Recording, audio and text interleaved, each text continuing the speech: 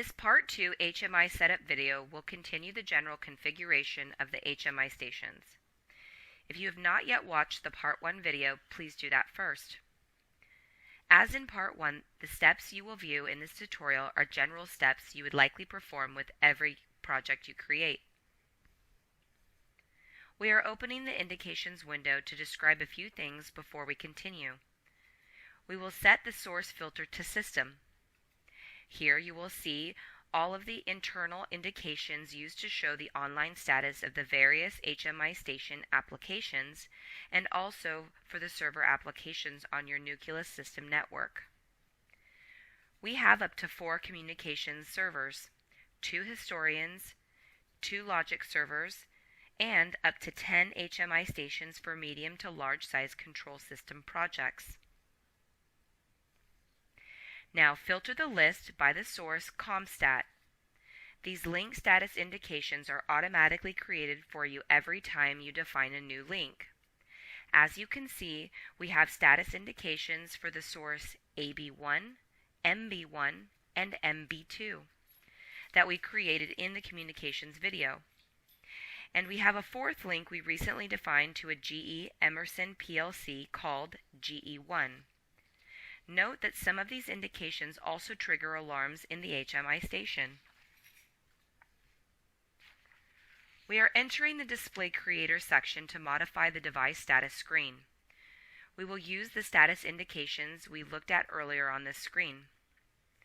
The device status screen is important because no matter what screen an operator is viewing, this screen is always visible on the HMI station. And this screen is used to show the operator the status of every Nucleus application.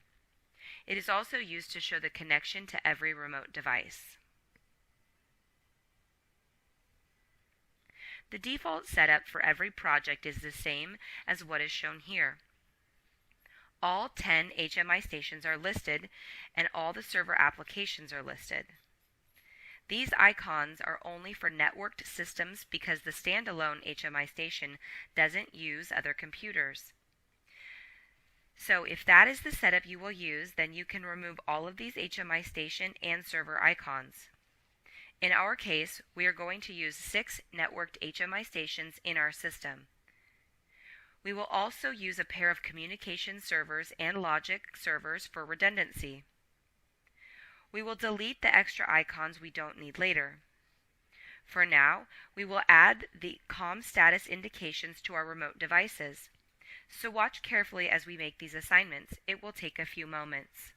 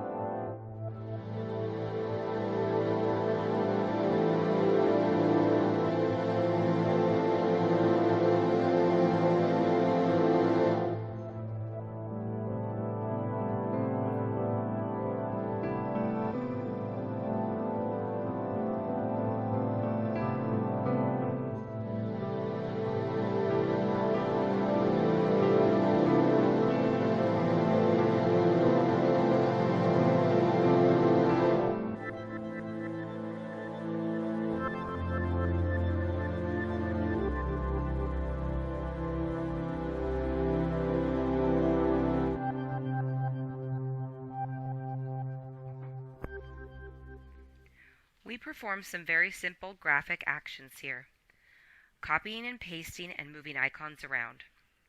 Don't worry if we move too fast for you to understand everything we did here.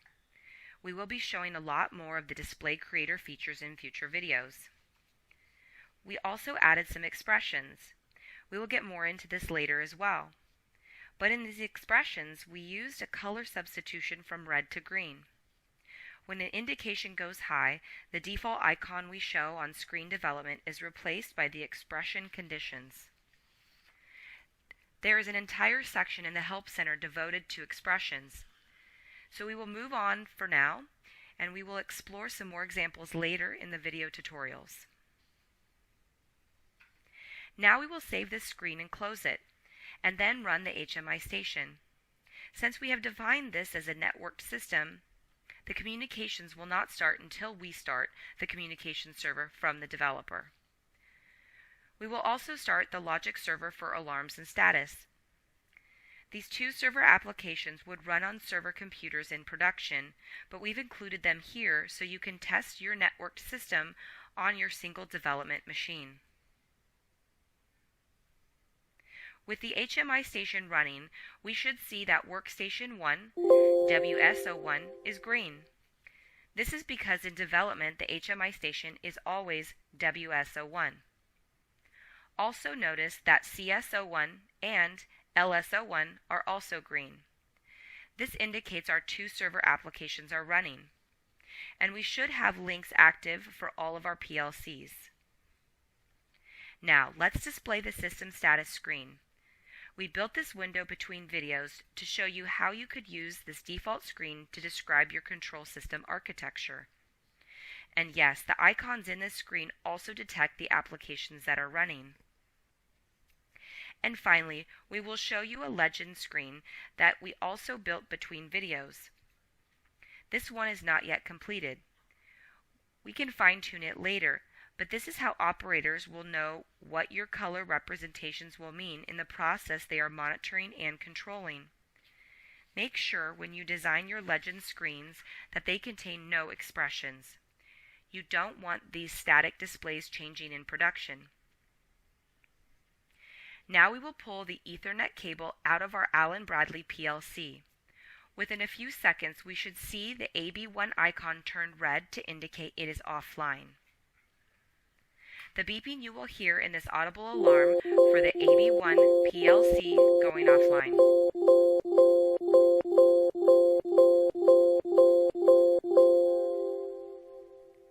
We acknowledge the alarm to silence it.